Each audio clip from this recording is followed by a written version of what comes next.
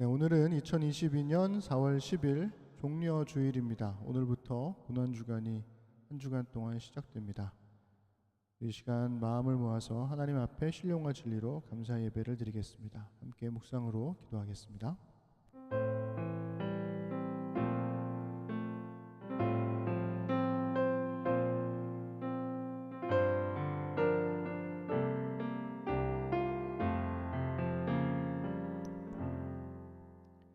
이미 감람산 내리막길에 가까이 오심에 제자의 온 무리가 자기들이 본 바 모든 능한 일로 인하여 기뻐하며 큰 소리로 하나님을 찬양하여 이르되 찬송하리로다. 주의 이름으로 오시는 왕이여, 하늘에는 평화요 가장 높은 곳에는 영광이로다. 무리 중 어떤 바리새인들이 말하되 선생이여 당신의 제자들을 책망하소서 하거늘 대답하여 이르시되 내가 너희에게 말하노니 만일 이 사람들이 침묵하면 돌들이 소리 지르리라 하시니라. 아멘. 네, 우리 찬양하겠습니다. 우리 한 주간 2주 만에 만났네요. 반갑습니다. 네. 지난주 예배를 따로 예배를 드리면서 저는 이제 누워서 아파한 채로 예배를 드렸었는데 생각도 좀 많이 나고 그러는 것 같습니다. 어쨌든 각자의 공간에서 같은 시간에 하나님을 예배할 수 있다는 기쁨, 즐거움 이런 것들을 하나님께 우리 올려드리면서 우리 예배로 깊이 나아가십시다. 우리 두 손 들고 찬양합니다. 찬양합시다.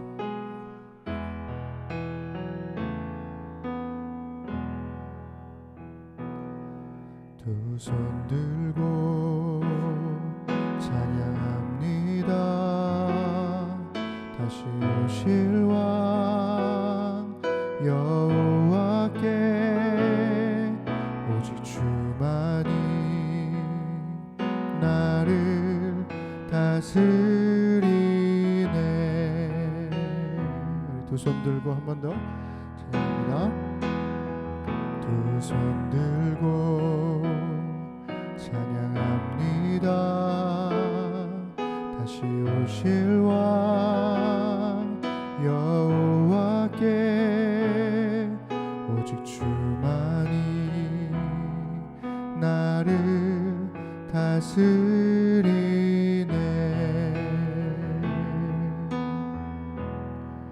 나 주님만을 섬기리.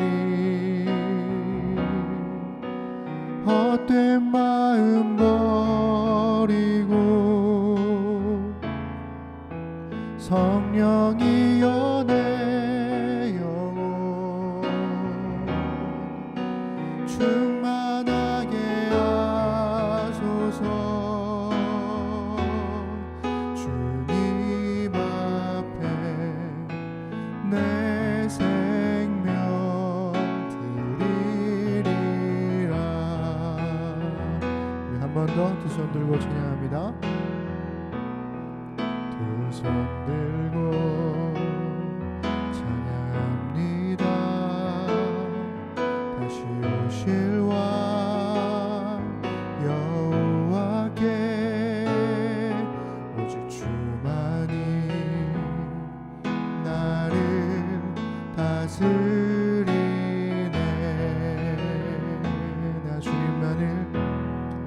나 주님만을 섬기리.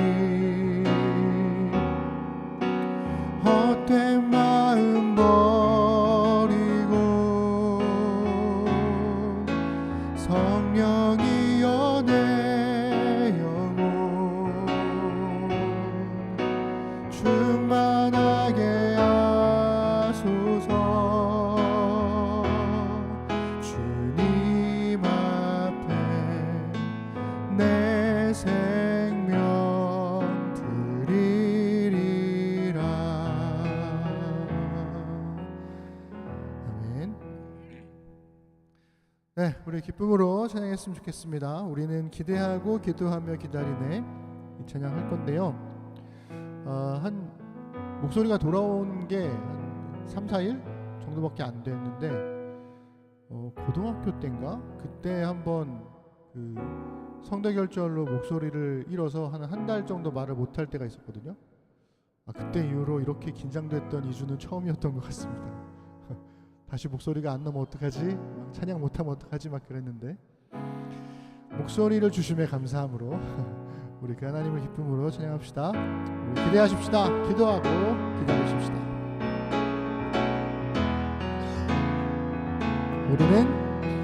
우리는 기대하고 기도하며 기다리네. 주께서 이 땅 고치실 것을 우리는 기대하고 기도하며 기다리네.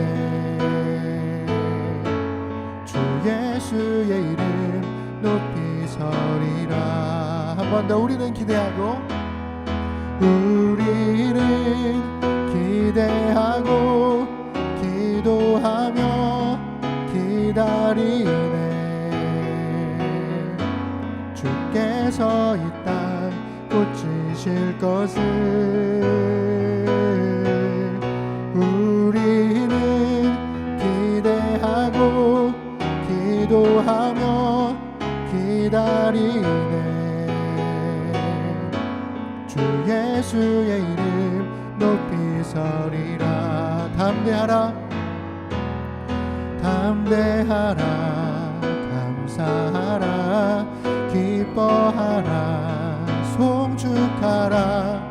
만유보다 크신 하나님 그 약속 능히 지키시리라. 그 약속 능히 지키시리라.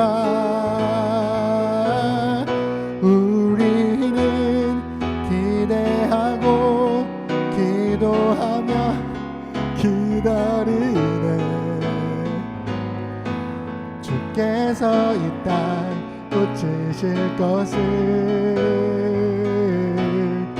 우리는 기대하고 기도하며 기다리네. 주 예수의 이름 높이 서리라. 담대하라 담대하라 감사하라 기뻐하라 송축하라. 만유보다 크신 하나님 그 약속 능히 지키시리라. 그 약속 능히 지키시리라. 우리는 기대하고 기도하며 기다리네. 주께서 이 땅 고치실 것을 우리는 기대하고 기도하며 기다리네. 주 예수의 이름 높이 서리라. 내게 대단한 믿음 없어도 내게 대단한 믿음 없어도 주를 따를 만한 용기와 힘 없어도 나의 연약함 사용하시는 주님 나의 삶을 완성하시네. 모든 생활 속에 주와 동행하네. 말하지 않아도 나의 마음을 아시네. 날 위해 보이신 사랑이 오늘도 날 살게 하시네. 나를 이끄시는 주님만 따라가네. 처음부터 한 번 더. 내게 대단한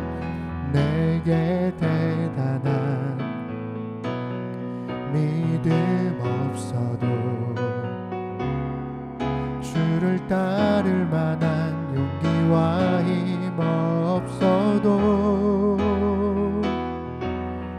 나의 연약함 사용하시는 주님, 나의 삶을 완성하시네. 모든 생활 속에 주와 동행하네. 말하지 않아도 나의 마음을 아시네.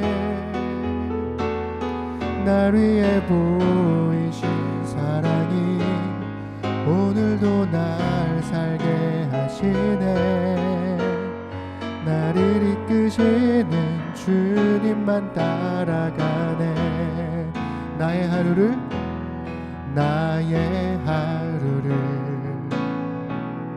지켜주시고 주의 사랑 안에 살아가게 하시네. 나의 믿음을 사용하시는 주님, 나의 삶을 기대하시네. 모든 생활 속에 주와 동행하네. 말하지 않아도 나의 마음을 아시네. 날 위해 보이신 사랑이 오늘도 날 살게 하시네. 나를 이끄시는 주님만 따라가네. 모든 생활 속에 주와 동행하네. 말하지 않아도 나의 마음을 아시네. 날 위해 보이신 사랑이 오늘도 날 살게 하시네. 나를 이끄시는 주님만 따라가네. 아멘. 우리 하나님께 감사 박수 드리겠습니다. 아멘. 네, 우리 빠른 찬양을 하는데 우리 설아랑 설언이가 함께 비트를 맞춰가며 머리를 흔들어서 너무 귀여워가지고 웃음을 참을 수가 없었네요.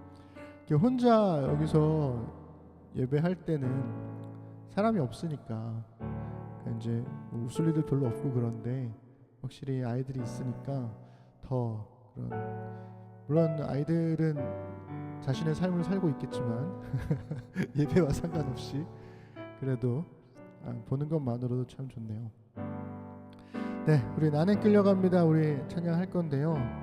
우리 하나님의 손에 이끌려 가는 삶, 내가 막 앞장서 가고 주님 보고 나 잘 따라오세요 라고 하기보다 주님이 이끄시는 길을 겸손히 순종하는 마음으로 걸어가는 우리가 되기를 바라는 마음으로, 또 우리 심는 교회가 되기를 바라는 마음으로 함께 우리 찬양하면 좋겠습니다.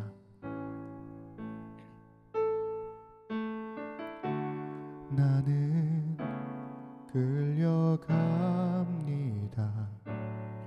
상처난 주님의 손에 이끌리어 내가 감히 놓아도 놓치지 않으시는 마음의 눈물로. 처음부터 나는 끌려갑니다. 나는 끌려갑니다. 상처난 주님의 손에 이끌리어 내가 감히 놓아도 놓치지 않으시는 마음의 눈물로. 때로는 광야와 동산에 또 폭풍과 좋게 부는 바람에 하염없이 그 자리에 머물러도 때로는 광야와 동산에 때로는 광야와 동산에 또 폭풍과 좋게 부는 바람에 하염없이 그 자리에 머물러도 우리 처음부터 나는 끌려갑니다. 나는 끌려갑니다. 상처난 주님의 손에 이끌려 내가 감히 놓아도 놓치지 않으시는 마음에 눈물로 때로는 광야와 동산에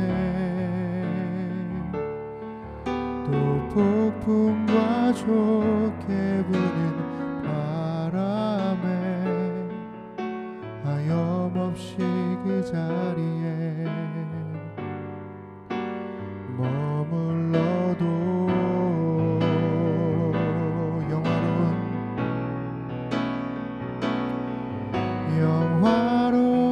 어느 날 우리를 시작하신 하나님이 당신과 같은 하늘에 여정의 끝을 준비하셨네.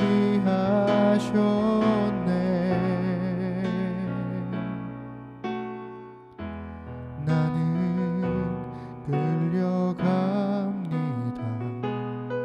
한결같은 당신의 사랑을 따라서 조금씩 더 조금씩 변하지 않은 그곳을 향해 변하지 않은 그곳을 향해. 아멘. 우리 함께 드리는 기도하겠습니다. 우리 첫 번째는 우리의 죄를 대신하여 고난당하신 예수님께 감사와 헌신을 고백하는 예배 될 수 있도록 기도합시다. 돌아오는 토요일 세월호 8주기입니다. 여전히 슬픔 속에 있는 유가족들을 위한 기도와 감춰진 진실을 찾으려는 끈기를 우리에게 허락해 주시기를 기도합시다. 어떤 시인이 그런 얘기를 했습니다. 자녀들이 4월 16일 날 바다에 묻혔을 때 그때 이후로 유가족들의 시간은 멈췄다고. 시간이 아무리 흘러도 그날의 아픔과 고통들은 그대로 있을 건데 여전히 우리는 왜 세월호의 아이들이 죽을 수밖에 없었는지에 대한 진짜 이유를 알지 못하고 있습니다.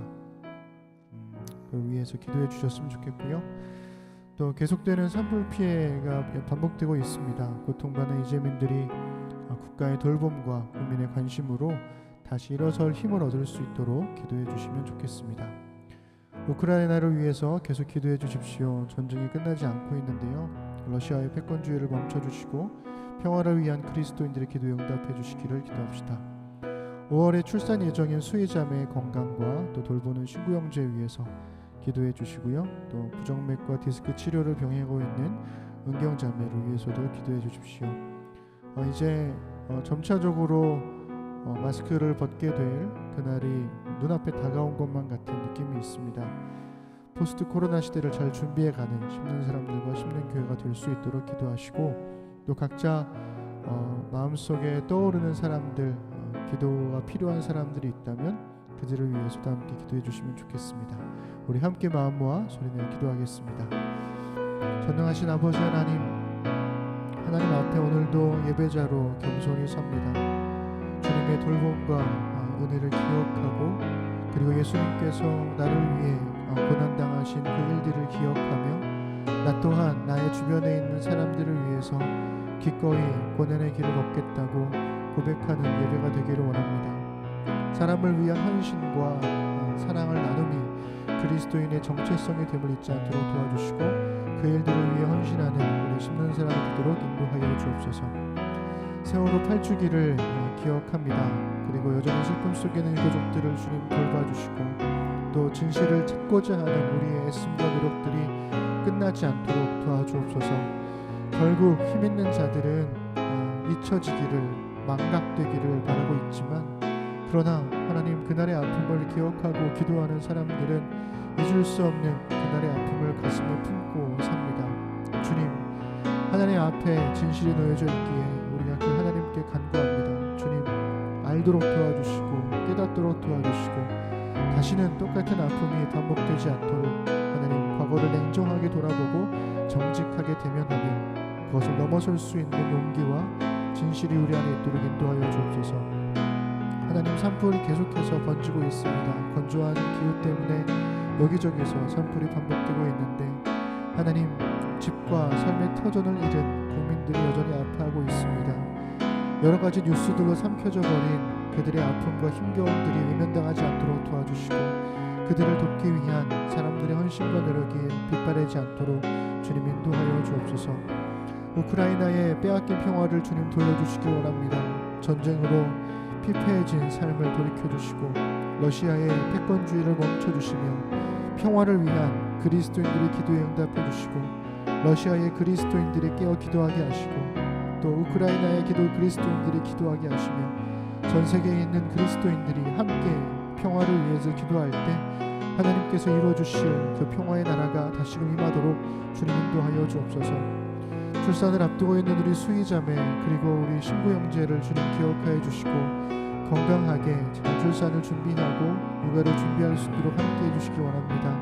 하나님, 또한 부정맥과 디스크 치료를 병행하고 있는 은경자매를 기억하여 주시고, 건강하게 잘 회복될 수 있도록 돌보아 주십시오.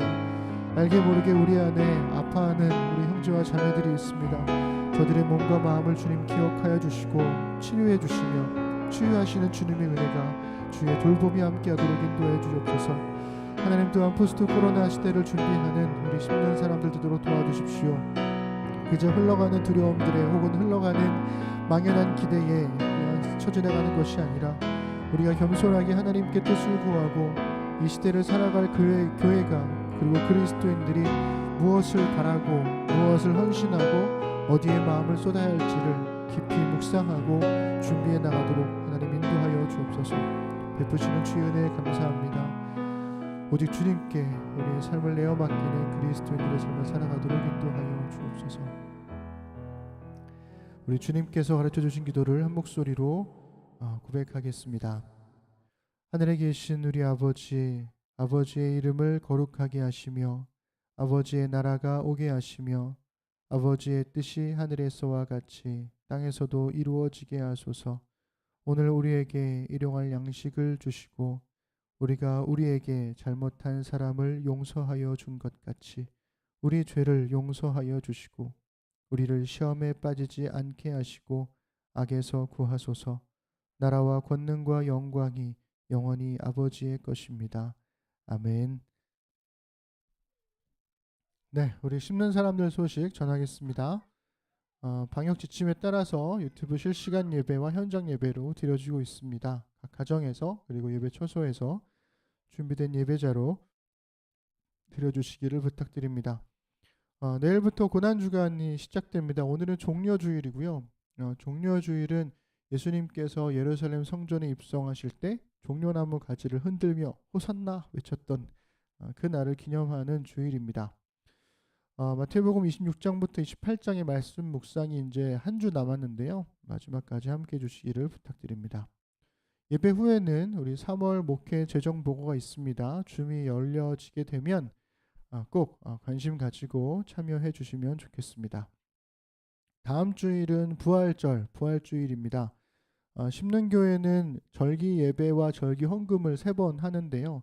부활절과 창립주일, 성탄절 이렇게 3번의 절기만을 지킵니다. 그래서 부활의 기쁨과 함께 부활절 감사헌금 준비해 주셔서 하나님께 영광 돌리는 심는 사람 되도록 도와주시고, 또 부활절을 위한 특별한 이벤트를 이따가 또 소개하도록 할게요. 가연자매가 피해자 심리 전문 요원 원래 1차 구술시험 발표가 원래 8일 날 그저께인가요? 네, 있었는데 13일 다음 주 수요일로 연기가 됐어요. 발표가. 그래서 몸과 마음이 흐트러지지 않도록 또 체력 시험과 2차 면접 준비 잘 하도록 기도해 주시고요.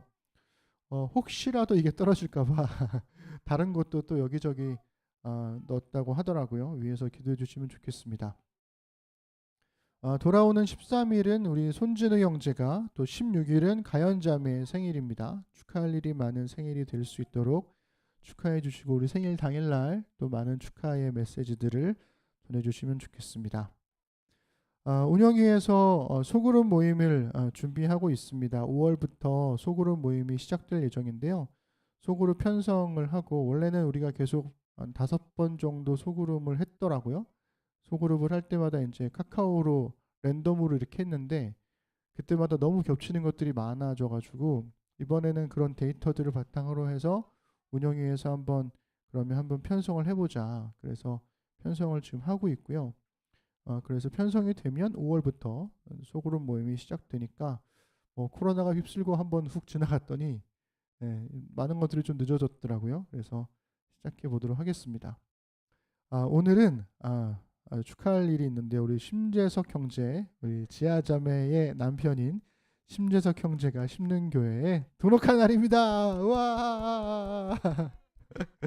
네, 재석 형제가 카메라에는 나가지 않았으면 좋겠다. 자기는 신비주의로 남고 싶다. 그래서 그걸 놓고 지금 딜을 하는 바람에 카메라로 여러분들을 보여드릴 수 없음에 양해를 바랍니다. 그러나 중요한 건 등록했다고 해서 뭐 다가 아닌 거죠. 우리 성경 공부와 또 서약을 통해서 정의원이 될 수 있으니까요. 그때까지 잘 해서 정의원이 될 수 있는 그날까지 기도와 응원을 부탁드리고, 또 재석 형제는 정의원이 되기 전까지 튈 기회는 아직 남아있다. 도망칠 기회는 남아있다. 그래서 지하자매의 빅픽처가 언제부터 그려져 왔는지는 잘 모르겠지만, 어쨌든 재석 형제가 결국 우리 심는교회의 등록교인이 되었습니다. 너무나 환영하고, 재석 형제가 어떤 분인지 좀 궁금하고 하신 분들은 놀자로 나오시면 볼 수 있습니다. 다음 주에도 오실지는 잘 모르겠네요. 랜덤이라서. 네. 네, 하나만 더 광고 드릴게요. 2022년 부활절을 기념해서 마음소생 프로젝트라는 걸 해보려고 합니다. 저희가 2년 동안 이제 계란 꾸미는 거, 부활절 계란 꾸미기 콘테스트를 했었는데 작년에 참석률이 너무 저조해가지고 뭔가 새로운 걸 해야 되겠다. 그래서 올해는 이제 부활절, 뭔가 리바이벌하는 느낌이잖아요. 그래서 타인에게, 다른 사람에게 그 사람의 마음을 소생시킬 수 있는 짧은 글, 엽서 혹은 뭐 좋은 문구 이런 것들을 써가지고 그 사람에게 응원과 격려의 글을 보내는 거죠. 손글씨를 써서 이렇게 사진 찍어서 보내도 되고요. 아니면 뭐 핸드폰을 이용해서 여러 가지 어플들을 이용해서 뭐 카드를 만들어 가지고 보내셔도 괜찮습니다. 그래서 보내고 싶은 사람을 정해서 한 명 이상 정해서 보내시면 되고요. 받은 사람들은 이제 이게 좀 뭔가 감동이 되면 그 소식을 좀 올려주셨으면 좋겠고, 그래서 이번에는 이렇게 그 상 같은 거를 주지 않기로 했어요. 왜냐면 뭐 보냈는데 못 받은 사람들은 좀 그럴 수 있잖아요. 그래서 못 받았다고 슬퍼하지 말고, 줬다고 해서 뭐 또 상 받지도 않고, 그래서 주는 기쁨으로 만족하자, 이런 마음으로 이번에는 상 없이 그냥 순수한 격려와 응원의 마음으로 이 마음소생 프로젝트를 해보려고 합니다. 그래서 부활절에 이 프로젝트에 참여해 주시고, 서로에게 이번 기회에 이렇게 연락하고 또 엽서를 보낼 수 있는 그런 계기를 삼았으면 좋겠습니다. 시편 69편 32절에 이런 말씀이 있습니다. 하나님을 찾는 너희들아, 너희 마음을 소생하게 할지어다. 부활절을 맞이해서 우리 서로 심는 사람들의 마음을 소생시킬 수 있는 이 일에 함께 적극 참여해 주시면 감사하겠습니다.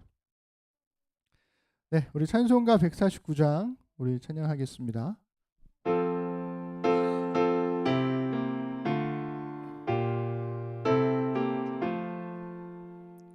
주 달려 죽은 십자가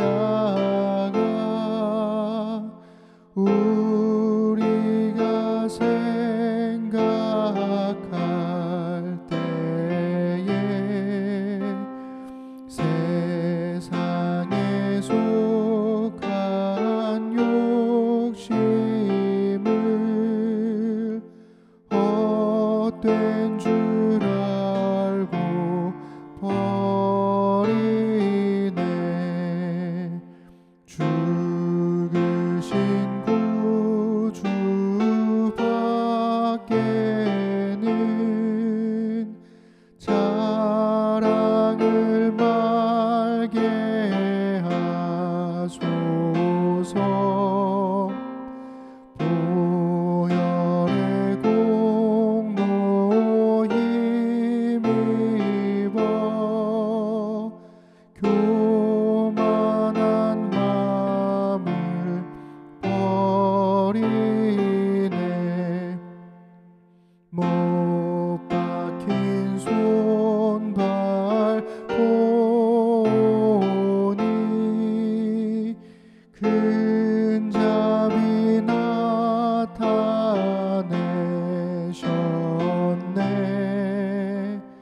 가시로 만든 면류관 우리를 위해 쓰셨네. 온 세상 만물 가져도 주 은혜 못 다 갚겠네. 놀라운 사랑 받은 나 몸으로 제물 삼겠네. 아멘.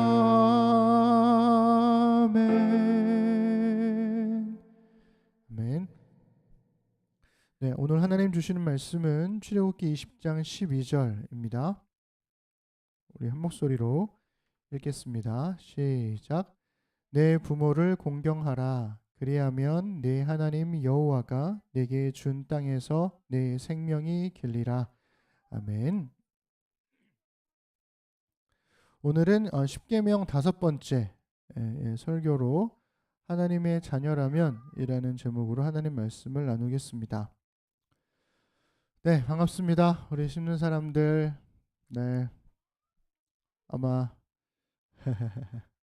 각자 예배 처소에서 예배 드릴 수 있게 됨을 감사드리고 저도 건강하게 돌아왔습니다. 약간 저도 지금 2주 만에 찬양 그러니까 노래를 불러본 거잖아요. 그래서 약간 좀 숨이 차긴 하지만 그래도 아주 나쁘지 않게 돌아온 것 같습니다.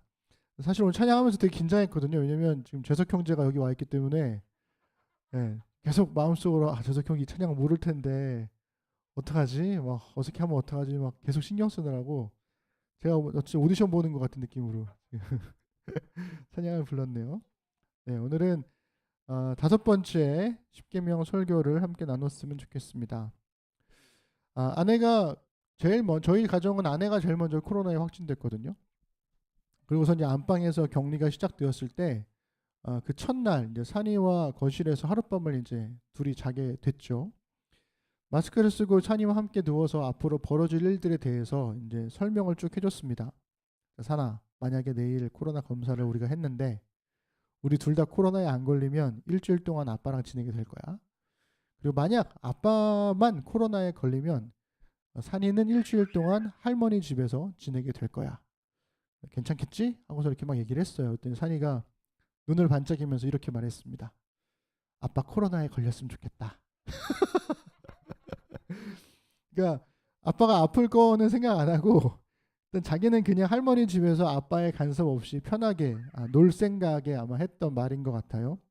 그리고 그런 말을 되게 너무 천진난만한 얼굴로 이야기를 하니까 제가 뭐라고 할 수가 없더라고요.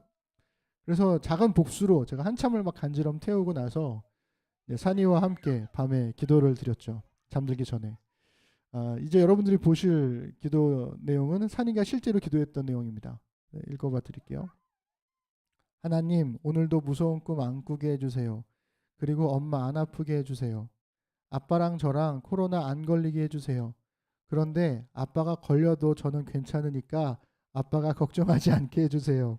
예수님 이름으로 기도드립니다. 아멘. 이렇게 기도를 했어요. 아빠가 걸려도 저는 괜찮으니까 아빠가 걱정하지 않게 해주세요.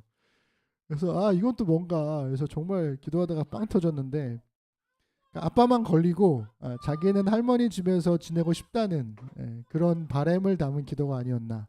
그리고 그렇게 산이의 기도는 응답되었습니다.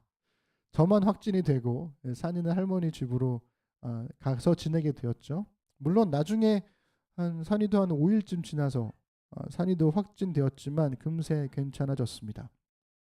그렇게 그런 일들을 겪고 있을 때쯤 이 설교를 준비하고 있었거든요. 이 5번째 십계명 설교의 제목이 내 부모를 공경하라잖아요. 그런데 이 녀석이 부모를 공경하라고 그랬더니 부모를 공격했죠. 제대로 저격을 했습니다. 설아야, 산이 오빠가 목사님을 저격했다니까. 그래서 정말 코로나 걸리고 너무 아픈 일주일이었어요. 사람마다 증상의 정도가 다 제각각이라고 하는데 저는 모든 증상들이 저를 다 일주일 내내 주려밟고 지나가는 것 같았습니다. 그러면서 다시 한번 좀 생각해 보게 되더라고요. 뭐가 부모 공경일까? 사실 제가 아픈 일주일 내내 산이 생각은 거의 하지 못했거든요. 제가 너무 아파서. 좀 더 정확히 말하면 제가 생각을 못한 것도 있지만 산이가 걱정거리가 되지 않았던 것도 있습니다. 당연히 이제 어머님과 이제 누나와 이제 조카들이 서로 도와가면서 산이를 잘 돌봐 주었기 때문에 가능한 일이었죠. 산이가 어머니 댁에서 정말 잘 지내주었거든요. 아침 일찍 등교하는 사촌 형을 따라서 그러니까 산이가 다니는 초등학교 학생 중에서 첫 번째로 학교에 갔던 8시 20분에 등교를 했어요. 9시 등교인데 그래서 그 잠겨 있는 교실 문 앞에 서가지고 다른 반 선생님이 오셔서 그 교실 문을 열고 그래서 산이가 그 교실에 들어가서 혼자 앉아 있었다는 그런 일도 경험을 하게 되었고 전교생 중에 가장 먼저 등교한 초등 1학년이 되어본 경험인 거죠. 그리고 이제 처음으로 부모와 가장 긴 시간을 떨어져서 보내기도 했습니다. 덕분에 저는 정말 오랜만에 오롯이 제 아픈 것만 생각할 수 있었죠.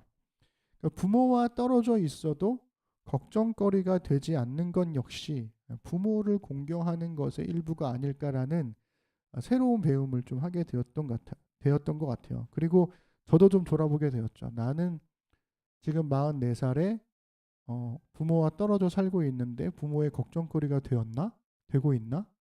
그렇지 않다면 공경이겠지만 여전히 부모의 걱정거리라면 좀 다시 한번 생각해 볼 필요가 있는 거죠. 부모를 공경하라는 이 계명은 10개의 십계명 중에 인간과 인간 사이의 계명 중에 제일 첫 번째로 오는 계명입니다. 심지어 살인하지 말라라고 하는 이 계명보다 앞서 있죠. 그러니까 부모 공경 계명 그 다음에 살인하지 말라라는 계명이 오거든요. 그러니까 우리가 보통 사람 목숨이 제일 중요하다고 생각하잖아요. 그런데 그것보다 중요한 게 부모 공경이라는 것이 바로 이 성경의 십계명의 이야기라는 겁니다. 자, 그렇다면 뭐가 부모 공경인가? 참 어려운 질문이기도 하죠. 단순히 부모를 잘 섬겨야 한다라고 하는 계명이라면 이게 더 어렵습니다. 어떻게 하는 게 그럼 잘 섬기는 것인가? 그리고 무엇보다 이 부모를 공경하라는 설교를 해야 하는 저를 생각해 볼 때 저도 부모를 잘 섬기지 못하는 사람이 이런 설교를 한다는 게 너무 염치가 없기도 한 거죠. 그렇지만 이 강영환 교수님의 조언에 따라서 용기를 내서 이 5번째 설교를 해보려고 합니다. 교수님이 이렇게 얘기를 했어요. 우리 함께 읽어볼까요? 부모는 정직하게 살지 못하더라도 자기 자식만은 정직하게 살기를 바랄 수 있기 때문입니다. 오히려 그렇게 가르친다면 가르치지 않는 것보다는 훨씬 낫습니다. 예. 가르치지 않는 것보다는 나은 거니까요. 그래서 저도 용기를 내서 이 5번째 계명을 이야기해 보려고 합니다. 이 부모를 공경하라는 말씀은 단순한 말씀이죠. 하나님을 믿고 따르는 사람이라면 부모 공경 마땅하다라는 얘기입니다. 더더군다나 우리는 유교 문화권이니까 더욱이 부모 공경은 지극히 당연한 효의 실천이기 때문에 받아들이기가 굉장히 쉬운 말씀이기도 하죠. 그런데 단순한 말씀일수록 잘못 해석될 여지도 되게 커요.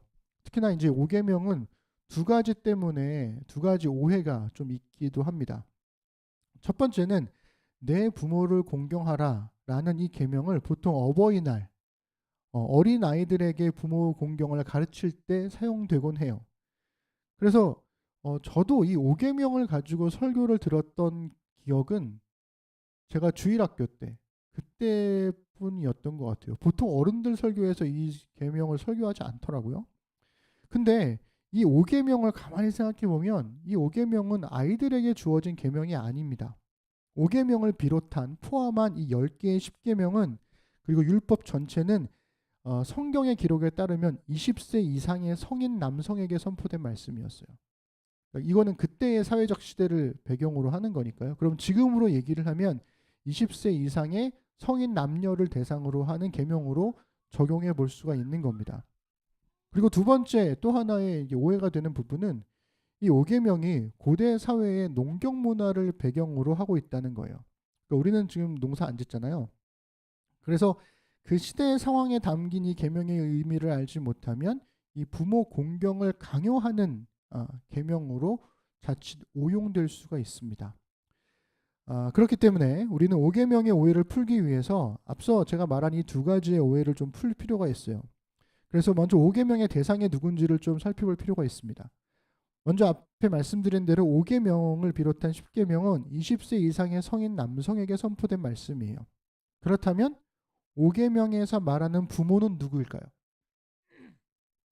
그 부모는 생산력을 잃어버린, 그러니까 경제력을 잃어버린 노부모를 의미하는 겁니다. 그러니까 우리는 지금 되게 장수하는 시대를 살고 있는데 과거에는 그렇지 않았단 말이죠.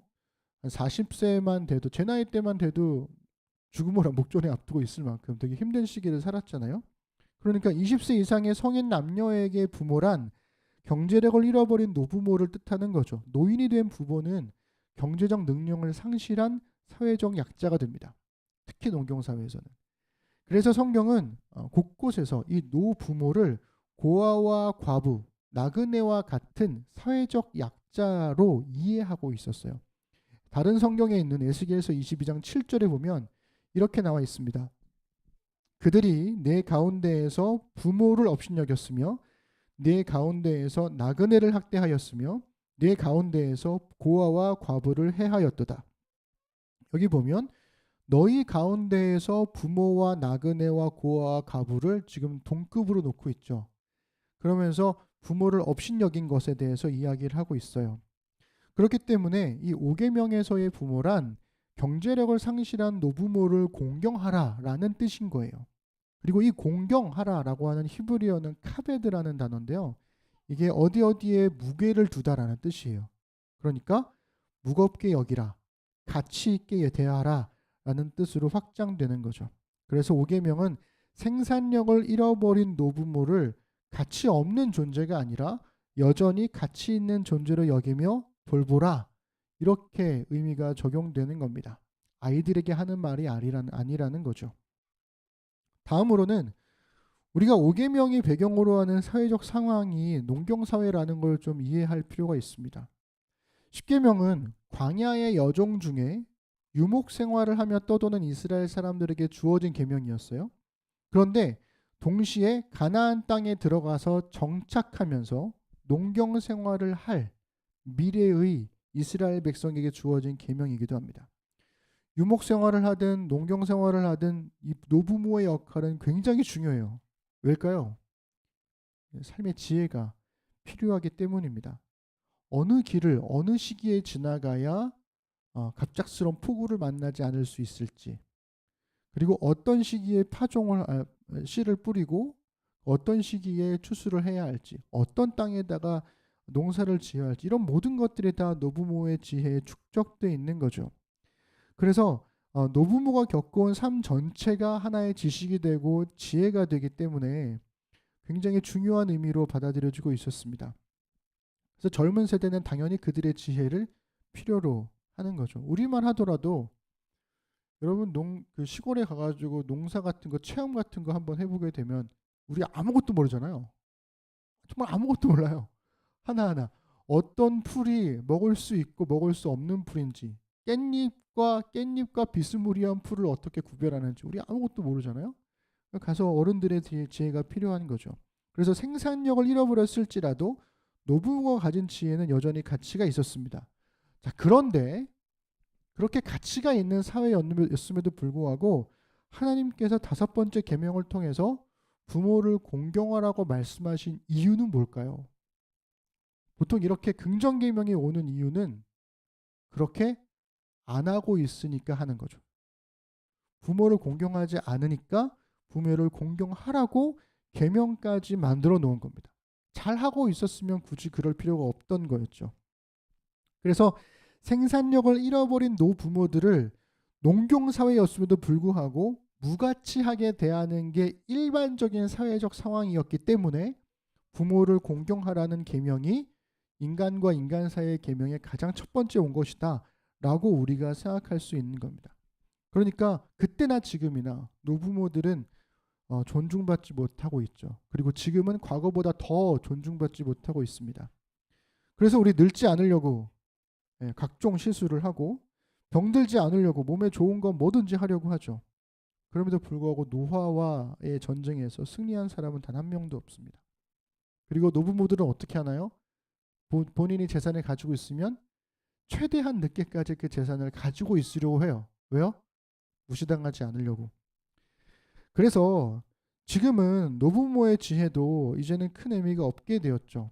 우리 키오스크만 하더라도 영화관 같은 데 가면, 전 키오스크 공포증 있거든요. 전 벌써부터. 그래서 뭐 이렇게 종업원 없는 곳에 가가지고 이렇게 주문하려고 하면 막 손이 막 떨려요. 근데 뒤에 누군가 있다? 그럼 더 떨려요. 막 식은땀 나고 막 그러거든요. 그러니까 어린 아이들도 핸드폰을 막 능숙하게 다루는데 우리 어르신들은 핸드폰을 능숙하게 잘 다루지 못합니다. 우리나라 같이 변화가 빠른 사회일수록 노부모는 지혜를 가르쳐주는 사람이 아니라 오히려 재교육을 받아야 될 사람들로 그런 대상으로 전락해버린 거죠. 그래서 강영환 교수님이 과거지향적인 사회에서는 연장자가 존중을 받지만 미래지향적인 사회에서는 노부모의 경험이 중요해지지 않게 되었다라고 지적을 해주고 있죠. 그래서 현대사회는 과거로부터 축적된 경험보다는 얼마나 더 새로운 것, 창의적인 발상이 가능한지, 새로운 것을 찾아낼 수 있는지가 훨씬 더 중요한 시대가 되었다는 거예요. 그래서 비록 생산력을 잃었어도 노부모의 지혜가 중요했던 과거에는 그걸 가지고 노부모들을 가치 있게 대하라고 말할 수 있었잖아요. 그런데 이제는 생산력도 잃고 노부모의 지혜도 그리 중요하게 여기지 않는 우리 시대에 이 5번째 부모를 공경하라는 계명을 어떻게 적용할 수 있을까라고 하는 질문이 생기는 거예요. 그리고 지금 많은 저를 포함한 많은 젊은이들은 생산력을 잃어버린 노부모들을 부담스러워하죠. 고민하게 되더라는 겁니다. 그래서 5계명은 하나님과 관련된 첫 번째부터 네 번째의 신학적인 계명과 사람과 관련된 5계명부터 10번째의 윤리적 계명을 이어주는 다리 역할을 해요. 그래서 한세대학교의 차준희 교수님이 5계명의 가치를 이렇게 말씀하셨습니다. 하나님 섬김은 부모 섬김을 통해서 이웃 섬김에 이르고, 이웃 섬김은 부모 섬김을 통해서 하나님 섬김에 이른다. 그래서 부모 공경하는 계명이 이 하나님과 사람을 연결해주는 가장 중요한 키워드가 된다라는 거죠. 그래서 이 5계명의 중요성이요, 성경의 다른 말씀에서도 강조되는데요. 성경은 유독 부모와 관련된 율법에 대해서는 굉장히 강하게 언급을 했어요. 한 4부분 정도만 제가 읽어봐 드릴게요. 신명기 17장 16절에 보면 이렇게 나와 있습니다. 그의 부모를 경홀히 여기는 자는 저주를 받을 것이라. 살벌하죠. 그리고 잠언 23장 22절은 너를 낳은 아비에게 청종하고 너의 늙은 어미를 경히 여기지 말지니라. 가볍게 여기지 말라라고 얘기해 주고 있습니다. 출애굽기 21장 15절은요. 심지어 자기 아버지나 어머니를 치는 자는 반드시 죽일지니라 이렇게 나와 있어요. 이 계명이 되게 중요한 게 원래 사람이 다른 사람을 치잖아요. 폭행을 하게 되면 그 폭행한 것만큼 동해보복법이 적용되거든요. 다른 계명들을 보면. 그런데 유독 부모에 대해서만큼은 치기만 해도 그 사람은 죽임을 당한다는 거예요. 그만큼 부모 공경이 되게 중요하다는 거죠. 레위기 20장 9절에 보면 만일 누구든지 자기의 아버지나 어머니를 저주하는 자는 반드시 죽일지니라.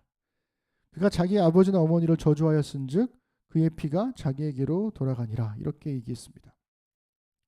유독 정말 살벌하다시피 이 부모님과 관련된 법은 왜 이토록 강하게 언급되는 것일까요? 고대 사회에서는 가정 외에 어떤 노후 대책도 마련할 수가 없었어요.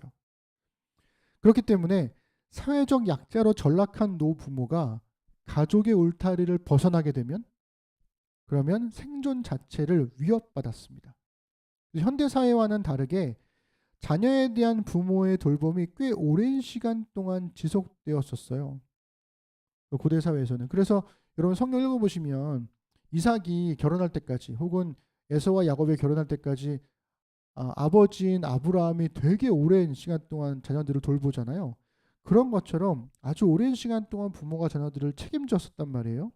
그런데 그런 부모를 힘이 잃었다고 해서 경제력을 잃었다고 해서 부모를 저주하거나 혹은 가벼이 여기거나 공경하지 않는다? 그것은 지금까지 자신이 받았던 사랑을 거절하는 것이고 지금까지 살아온 삶의 배경 자체를 거절해버리는 것이 되는 겁니다.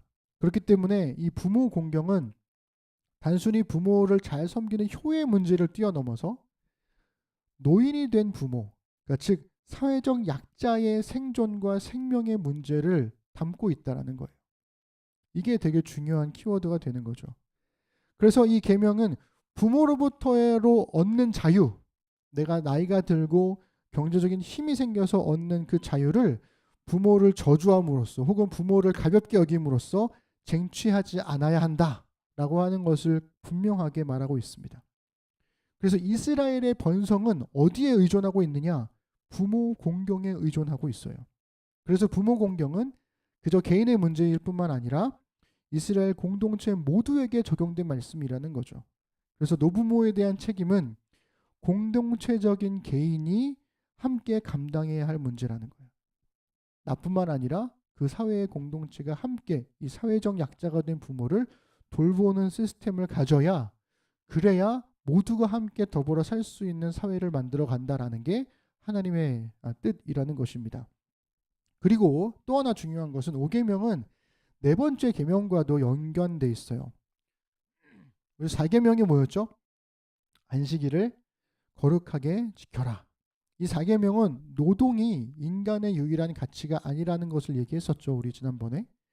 그래서 생산적인 노동의 유일한 가치가 아님을 보여주고 이 5계명 부모 공경은 나이가 들어서 은퇴했다고 해서 경제력을 잃었다고 해서 그 인간의 가치가 사라진 것이 아니다라고 하는 것을 또한 보여주고 있습니다.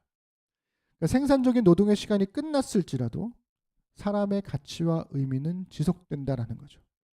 지금 생산활동을 못하고 있다 할지라도 그 사람의 가치가 조금도 손상되지 않는다는 거예요. 노년의 시기는 인생의 안식년이라는 겁니다. 그렇기 때문에 인간의 안식이 은퇴나 혹은 노후로 인해서 그 안식의 시기에 들어갔을 때라도 존경과 공경을 받아야만 한다는 거죠. 그래서 구약과 신약의 중간기 문헌이었던 집회서라는 성경에 따르면 생활력을 상실한 노부모를 끝까지 돌보는 것, 그것을 어떻게까지 생각을 했냐면 그렇게 하면 너의 죄를 용서받을 수도 있다 라고까지 생각을 했어요. 우리 집회서 3장 12절부터 15절 한번 읽어봐 드릴게요. 너는 내 아비가 늙었을 때 잘 보살피고 그가 살아있는 동안 슬프게 하지 말아라. 그가 서로 노망을 부리더라도 잘 참아 받고 내 젊고 힘이 있다고 해서 그를 업신여기지 말아라. 아비를 잘 섬긴 공은 잊혀지지 않으리니 내 죄는 용서받고 새 삶을 이룰 것이다. 네가 역경에 처했을 때 주님은 너의 효도를 기억하시겠고 내 죄는 얼음이 햇볕에 녹듯이 쓰러질 것이다. 네.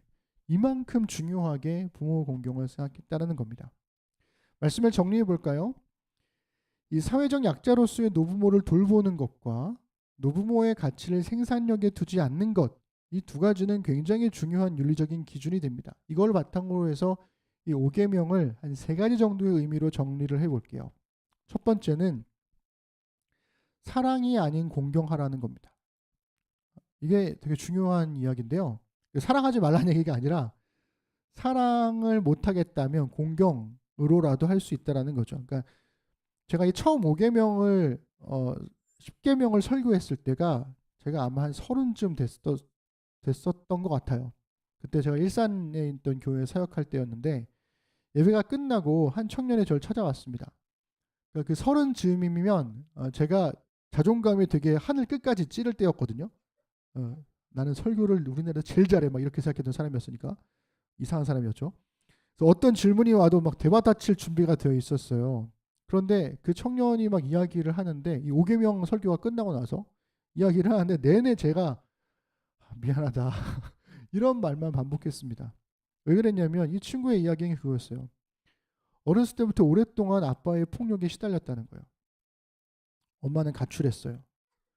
그리고 엄마를 향했던 이 폭력이 엄마가 가출하니까 자기랑 자기 동생에게 이어졌다라는 거예요. 결국에 그렇게 오랫동안 가정폭력을 경험하다가 아빠는 결국 술에 취해서 객사를 했습니다. 길에서 그냥 돌아가신 거죠. 그런데 엄마가 연락이 되지 않다가 그러니까 집 나간 엄마가 연락이 되지 않다가 얼마 전에 자신이 취업이 되니까 그제서야 연락이 와가지고 돈을 빌려달라고 연락이 왔다는 거예요. 그러면서 이제 그 친구의 질문은 그거였어요. 뭐, 전도사님, 그때 제가 전도사였으니까 전도사님, 나한테는 부모가 이런 존재인데 이런 부모를 어떻게 공경할 수 있냐? 이 엄마를 내가 어떻게 해야 되냐? 뭐 드라마에나 나올 법한 삶을 겪었던 사람이 그렇게 질문을 하니까 한 청년이 나에게 그렇게 얘기를 하니까 뭘 어떻게 얘기해야 될지를 모르겠더라고요.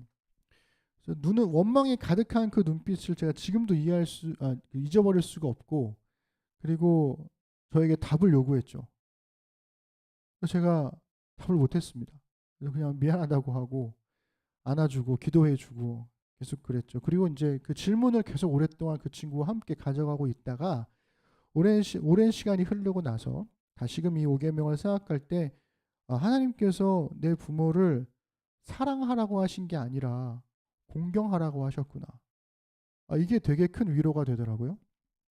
어린 시절 부모로부터 상처 입은 사람들은 이 부모 공경 계명이 너무 어려운 거예요. 쉽지 않아요. 그러니까 부모로부터 상처 입은 자녀들의 고민을 우리가 쉽게 생각해서는 안 된다는 겁니다.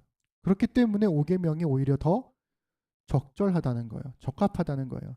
왜냐하면 계명이 그런 부모를 사랑하라고 요구하지 않기 때문이에요. 사랑하라고 요구하는 것이 아니라 그저 공경하라고, 저주하지 않을 것, 존중하라고, 사회적인 돌봄으로 돌보라고 요구한다라는 거죠.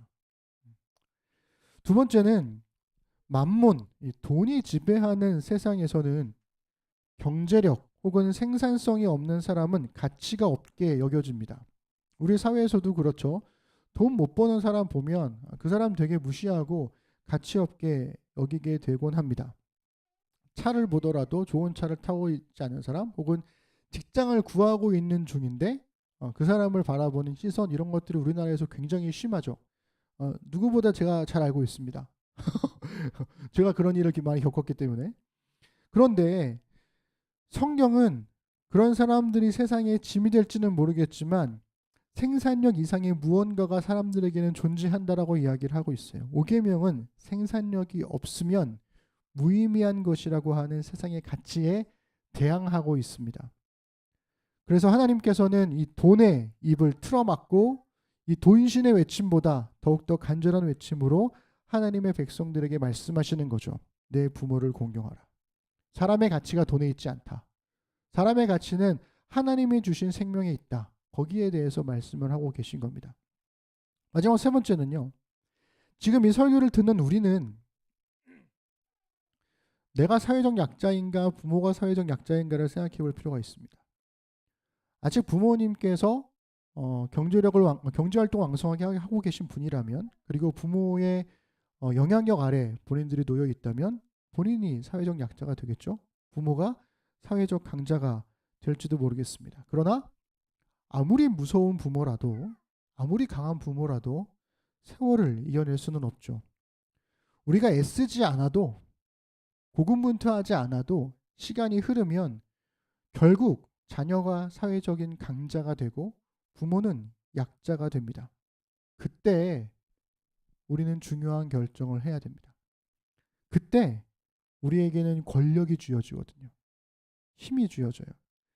부모로부터 상처 입은 그대라면 그때 권력이 쥐어졌을 때, 힘이 쥐어졌을 때 약자가 된 부모를 공격할지 아니면 부모를 공경할지를 선택할 수 있습니다. 하나님께서는 하나님의 백성들에게 그때 공경할 것을 선택하라고 요구하시는 거죠. 부모로부터 사랑을 듬뿍 받은 우리들도 약자가 된 부모님을 돌볼지 아니면 외면할지 선택의 기로에 서게 될 겁니다. 그리고 부모의 부재 때문에 아무것도 받지 못한 사람이라 할지라도 내가 좋은 부모가 될지 혹은 제멋대로의 부모가 될지를 결정해야 하는 거죠. 내가 겪어온 삶이 어떠했든지 간에 하나님께서는 우리가 사회적인 강자가 되어서 우리에게 힘이 주어졌을 때 그 힘을 어떻게 사용할지에 대한 최소한의 가이드라인을 말씀해 주시는 거예요. 내 부모를 공경하라. 그래서 5계명에 대한 이 세 가지, 제가 말씀드린 세 가지 의미는 하나님의 백성으로서의 인간다움에 대해서 이야기하고 있는 거예요. 이 계명을 지켜라. 뭘 위해서요? 하나님을 위해서요? 아니, 그렇지 않습니다. 그럼 부모를 위해서요? 그것도 아닙니다. 이 모든 계명들은 하나님을 믿는 하나님의 백성을 위한 계명이라는 거죠. 최소한 사랑까지는 못해도 공경은 해야 되고, 돈이 아니라 존재의 가치를 두고 주어진 힘들을 약자를 위해서 사용해야 한다라고 이야기하는 겁니다. 더욱이나 그 대상이 나의 부모라면.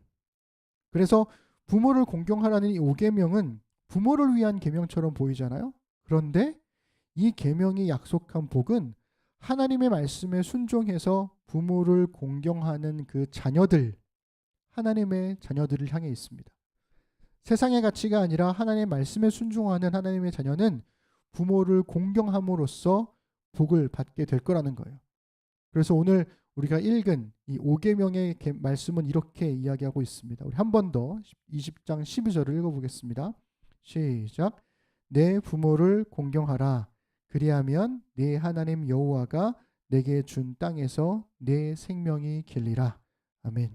너의 하나님 여호와가 너에게 준 땅에서 너의 생명이 길리라.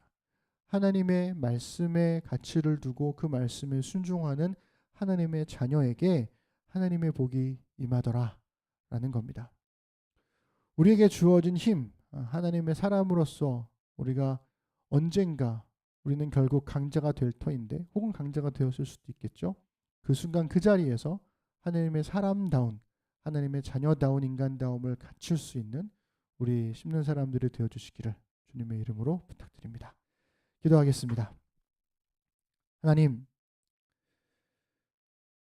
내 부모를 공경하라. 참 어려운 말씀인 것 같습니다. 당연한 건데 왜 당연하게 받아들여지지 않는 걸까요? 힘이 없어서, 능력이 없어서 부모를 공경하지 못한다는 죄책감을 가지고 평생 살기도 하고, 부모로부터 받은 것이 없어서 혹은 부모로부터 너무나 많은 괴로움을 받아서 그래서 갚고 싶지 않은 마음이 들 때도 있습니다. 부모로부터 많은 사랑을 받았음에도 불구하고 내 삶이 바빠서 이것을 생각하지 못할 때도 있죠. 그러나 하나님께서는 하나님의 말씀을 믿고 하나님의 가치를 믿는 사람이라면 하나님 말씀을 따라서 내 부모를 공경하라고, 그것이 너에게 복이 될 거라고, 그것이 하나님의 사람다운 길이라고 말씀하고 계십니다. 우리가 예수 그리스도를 믿는 그리스도인이기에 내 부모를 공경하라는 이 말씀 앞에 순종합니다. 순종하는 용기와 믿음의 결단이 우리 안에 있도록 함께해 주시고 한 주간도 그리고 우리에게 주어진 모든 삶들 속에서 우리에게 주어진 힘들을 약자들을 위해 사용할 수 있도록 인도하여 주옵소서. 감사드립니다. 예수님의 이름으로 기도드립니다. 아멘. 일상으로 기도하겠습니다. 설교를 듣고 각자에게 주신 하나님 말씀을 자신의 말로 바꾸어서 일상으로의 기도로 적어보십시다.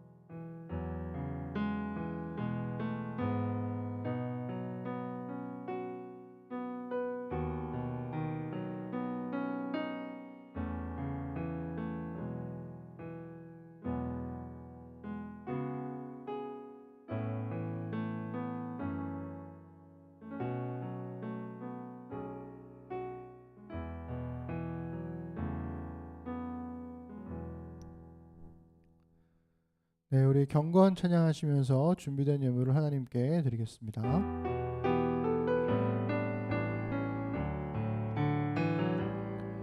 전국의 소망 품은 당신은 주님 앞에 설 바로 당신은 그의 편지로 이 땅에 보내신 주의 손과 발 작은 예수 주님 앞에서 흠없는 경건은 어려운 이웃을 위해 삶 나누는 것 주 이름으로 사랑을 전할 때 아름다운 주의 나라 이루어지네.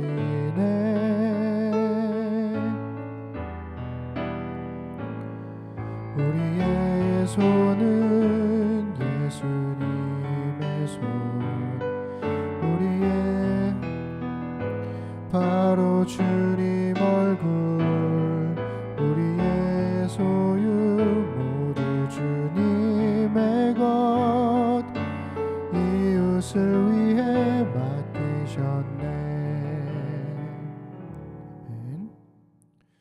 우리의 사도신경으로 우리의 신앙을 고백하겠습니다. 나는 전능하신 아버지 하나님 천지의 창조주를 믿습니다. 나는 그의 유일하신 아들 우리 주 예수 그리스도를 믿습니다. 그는 성령으로 잉태되어 동정녀 마리아에게서 나시고 본디오 빌라도에게 고난을 받아 십자가에 못 박혀 죽으시고 장사된 지 사흘 만에 죽은 자 가운데서 다시 살아나셨으며 하늘에 오르시어 전능하신 아버지 하나님 우편에 앉아 계시다가 거기로부터 살아있는 자와 죽은 자를 심판하러 오십니다. 나는 성령을 믿으며 거룩한 공교회와 성도의 교제와 죄를 용서받는 것과 몸의 부활과 영생을 믿습니다. 아멘.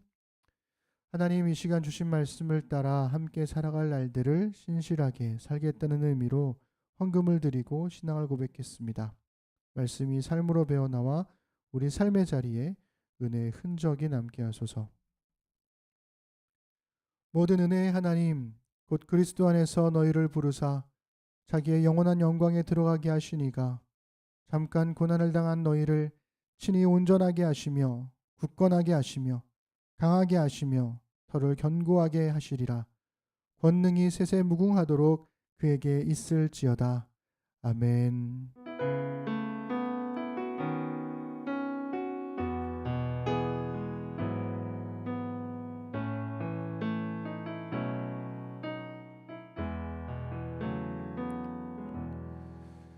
네, 우리 하나님께 우리 감사 드리겠습니다.